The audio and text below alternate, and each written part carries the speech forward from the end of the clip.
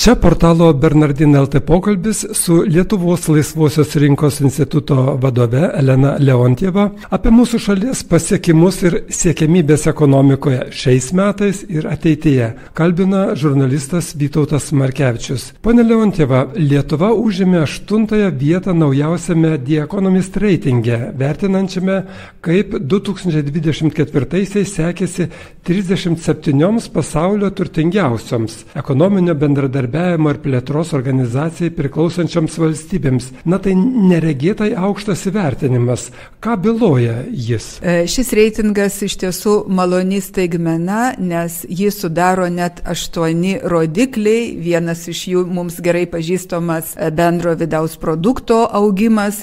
Tai čia mes turime 3,8% augimo per nagrinėjimą 23 metų laikotarpį. Taip pat infliacija yra gerokai sulėtėjusi. Indeksas apžvelgia net 8 rodiklius, kaip minėjau, ir išskyrus valstybės išlaidų augimą ir deficitą, kur mes gauname raudoną lemputę, pagal visus kitus rodiklius mes esame vertinami pakankamai teigiamai. Ir reikia pabrėžti, kad tai nėra vien tik tai ES šalis, čia yra ir kitos pažangios šalis. Tai tarkim, viena vieta aukščiau už mus yra Izraelis, pirmauja indekse Ispanija, Airija. Taigi mes ir turime kuo pasidžiaugti, bet ir turime kur pasitempti. Bet sunku patikėti, tai kur čia tas glūdi fenomenas, kur čia ta paslaptis Lietuvos sėkmės? Na, mes visgi buvome kone vienintelė šalis ES, kuri išvengė tokio popandeminio kritimo ir atšalimo, kokį dabar išgyvena Vokietija ir kai kurios kitos šalis. Kaip tik greitesnių augimų dabar gali džiaugtis pietų valstybės, Ispanija ir Graikija, kurios iki šiol paprastai būdavo linksniuojamos kaip tokios nelabai pažangios šalis su didžiuliam skolom ir nelabai augančiom ekonomikom. Matyt, joms padėjo turizmo atsigavimas, o mums turbūt padėjo mūsų užsispyrimas, žingeidumas, ambicijos ir apie ką vis dažniau dabar verslo bendruomenė kalba, tai alkio nepraradimas. Tai tas neprarastas alkis augti yra labai svarbus, nes mūsų verslai, nepaisant COVID-o, nepaisant geopolitinės situacijos, nenustoja augti. Vienos rinkos užsidaro, mažėja, atrandamos kitos rinkos. Čia, kas svarbu paminėti, Lietuva visgi yra nedidelė šalis ir mums tikrai yra lengviau tas savo nišas rasti. Ir mūsų gamintojai, tarkim, Vokietijos pramoniai patiriant sunkumus, jie lengviau galbūt gali rasti kažkokias kitas rinkas ir laiku ten įsipaišyti. Taigi paslaptis yra darbštumas, tikslingumas, užsispyrimas ir pozityvumas, nes ko gero Lietuva vis dar pirmauja pagal vartotojų lūkesčius. Žinoma, prieš Kalėdas visi peikia vartotojus, kurie sudaro didelius kamščius didmiesčiuose, bet šiaip tai vartotojų lūkesčiai yra ekonomikos varomoji jėga. Žmonės nori ir uždirbti, ir išleisti. Taip gyvenome iki šiol. Šįmet. Dabar pakalbėkime, kaip gyvensime artėjančiais metais. Vyriausybė pristatė ir Seimas priėmė 2025 metų valstybės biudžeto įstatymą. Kaip jūs jį vertinate? Ką toks biudžetas reiškia pačiai valstybei ir kiekvienam mūsų? Biudžete yra pabrėžiami 3 prioritetai. Tai pirmas besąlygiškas yra gynyba, finansavimas gynybos išlaidoms. Čia reikia pabrėžti, kad gynybai per 3 metus, nes šis biudžetas yra net 3 metams sudarytas, gynybai bus skiriama 3% bendrojo vidaus produkto. Dabar pagal pataisytą naujos vyriausybės biudžetą tos išlaidos gali augti, jeigu atitinkamai turėsime didesnės mokesčių pajamas. Ir labai svarbu, kad tos didesnės mokesčių pajamos būtų nukreiptos būtent šitam prioritetui, o ne ištaškytos tokiom tiesiog rutininiam veiklom. Antras prioritetas yra socialinė rūpyba, socialinės išlaidos ir reikia pabrėžti, kad tai yra vienintelė sritis, kur išlaidas numatoma kasmet auginti. Ir trečias prioritetas tai yra ekonomikos augimas, inovacijos. Tiesa, čia kaip tik realios išlaidos sumažės per 3 metus. Man ypač įsiminė jūsų pastebėjimas, kad vyriausybė biudžetą teikia užsimindama, jog metų eigoje jis gali būti peržiūrėtas ir patobulintas. Ir cituoju jūs, tai būtų galimybė pašalinti pagrindinį biudžeto trūkumą. Šiandien jis dėja mažina paskatas žmonėms dirbti. Gal paaiškintumėte tai išsamiau? Minėjome, kad gynybai numatyti stabilus 3%, o štai konkrečiai socialiniam išmokam augimas numatytas net 26%. Tuo tarpu minimali mėnesio alga taip pat augs. NPD, neapmokestinamas pajamų dydis, nebuvo pakeistas ir tai lems, kad santykinė mokesčių našta mažai uždirbantiems žmonėms, ji šiek tiek padidės. Lietuva yra vienintelė šalis, kur nedarbo spąstai yra labai dideli, o tai reiškia, kad žmogus uždirbantis šiek tiek daugiau negu minimali alga, jeigu jis gauna bedarbio pašalpas ir visus kitus socialinius gėrius, kurie priklauso pagal jo statusą, tai ir šildymo kompensacijos ir visus kitus dalykus, ir staiga toks žmogus jau suranda darbą ir pradeda dirbti, tai nedarbo spąstai, kurie viršėja 100%, reiškia, kad realia išraiška jis gaus mažiau pinigų, tačiau praras savo laisvalaikį, galimybę rūpintis šeima, vaikais, namų ūkiu ir taip toliau. Manau, mums dabar, kai nedarbo lygis yra labai nedidelis, kai turime labai daug laisvų darbo vietų, svarbu mobilizuoti žmonės, kad jie norėtų dirbti, kad tas alkis, apie kurį mes kalbėjome, kad jis kiekvieną žmogų lydėtų, ne tik tai, kad užsidirbti, bet ir realizuoti save, surasti savo pritaikymą, savo buvimą bendruomenėje, nes tai kiekvienam yra svarbu. Kai žmogus ilgai užsibūna nedarbo spąstuose, su kiekvienu mėnesiu jam yra vis sunkiau grįžti į darbą. Jis praranda socialinius gebėjimus, socialinius ryšius ir darbo įgūdžiai mūsų labai greitai, progreso metu labai greitai atsilieka. Todėl, manau, prioritetas turėtų būti ne įkalinti žmonių, ir tas socialinių išmokų didinimas, jis turi būti labai atsargus. Turbūt visiems suprantama, kad mokesčiai yra bene nepopuliariausia ir daugeliu skaudžiausia tema, tačiau be jų juk niekam nepavyksta išgyventi. Kodėl Lietuva gana dažnai dar linksniuojama dėl ne visai tinkamos mokesčių politikos? Mes esame linksniuojami ir ES, kuri kėlė mums tam tikrus kriterijus, pririšdama prie pagalbos Lietuvai, bet mes ir visi gyvenantis iš tiesų matome, kad turime problemų su mokesčiais. Nuėjusi vyriausybė gal per ilgai uždelsė kažkokių būtinų, bent minimalių gerųjų pokyčių atlikimą tuo metu, kai ir infliacinė aplinka ir visa kita, buvo tam tikras amortizatorius biudžetui, nes biudžeto pajamos ir taip nuolat augo dėl infliacijos ir tie praradimai, kurie būtų galimi sutvarkius mokesčius, jie būtų nedideli.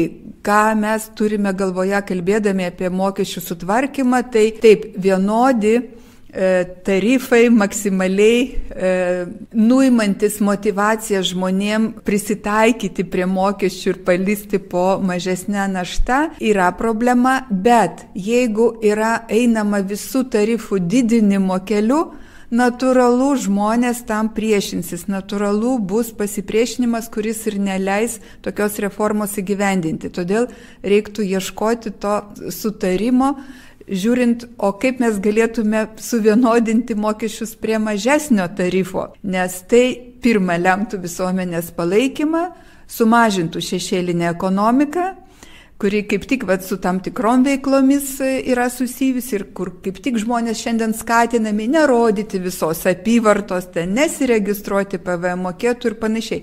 Tai visos tos landos arba skylės, jos yra įvardintos, tvarkyti tas problemas būtina.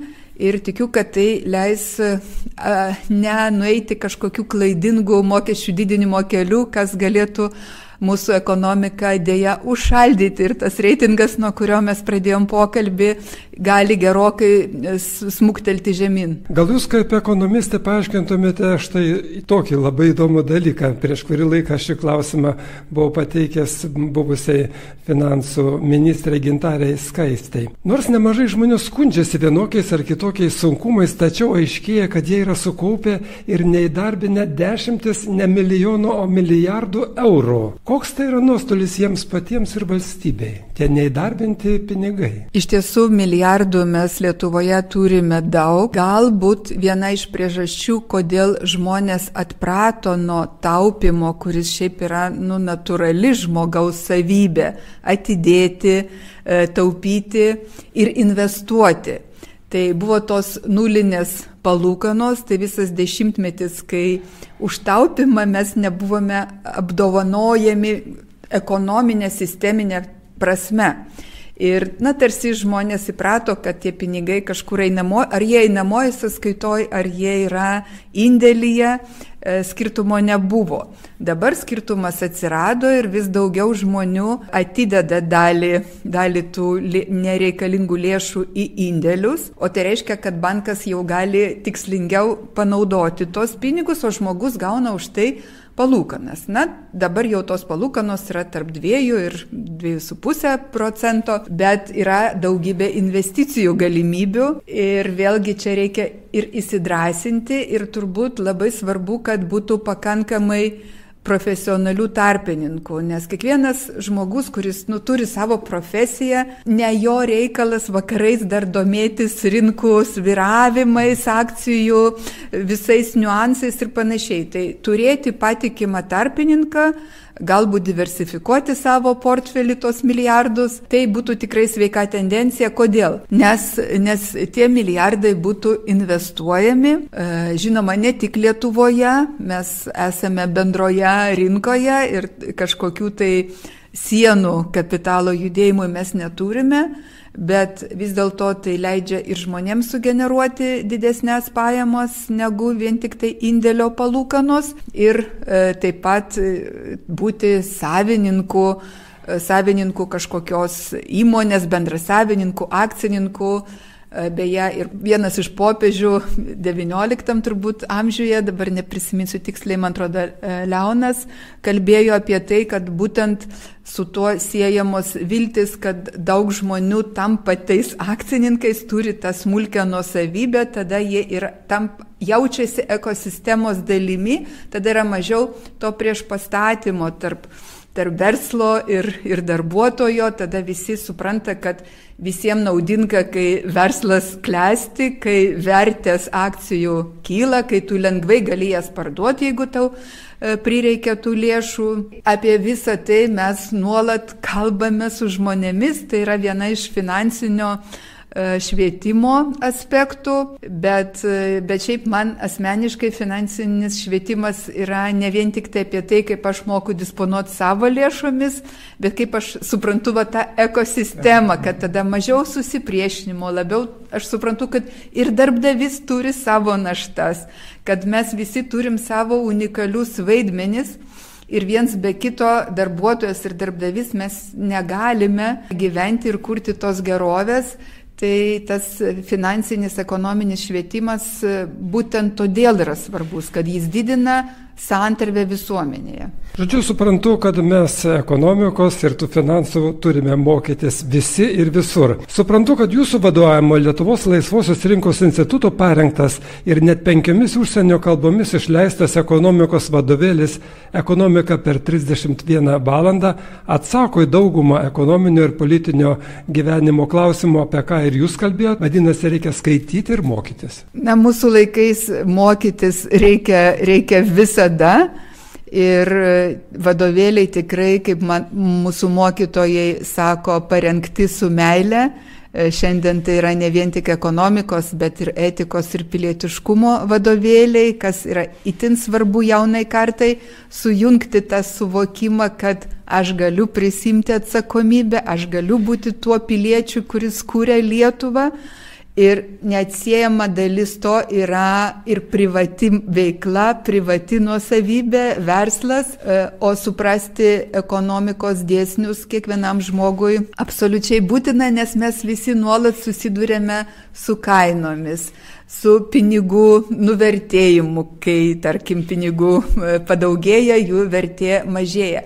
Ir tie dalykai supa mus visame kame, bet mane skaudina tai, kad kai žmonės to nesupranta ir gaili laiko gilintis į tai, dažniausiai visą tai virsta tokiu murmėjimu nuolatiniu. O murmėjimas nėra gera savybė ir todėl daryti viską, kad mes mažiau murmėtume gyvenime ir mažiau susipriešintume su kitais, tai tikrai verta ir skaityti, ir mokytis, ir praktikoje panaudoti tas žinias. Viso pokalbio metu žvelgiu į jūs trykštate optimizmu, reiškia apie artėjančius metus galvojate optimistiškai. Tikrai taip, ir leiskite ir jūs, ir visus klausytojus, skaitytojus pasveikinti su šventomis Kalėdomis ir palinkėti, kad ta viltis lydėtų mus per metus, kad ji lydėtų mus į santarvę, meilę, išsipildymą, kad turėtume drąsos veikti, kurti ir mainytis tuo gėriu, tarnaudami vieni kitiems. Su šventom Kalėdom. Ačiū Jums, tai buvo portalo Bernardinai LT pokalbis su Lietuvos laisvosios rinkos instituto prezidente Elena Leontieva. Ja kalbino žurnalistas Vytautas Markevičius.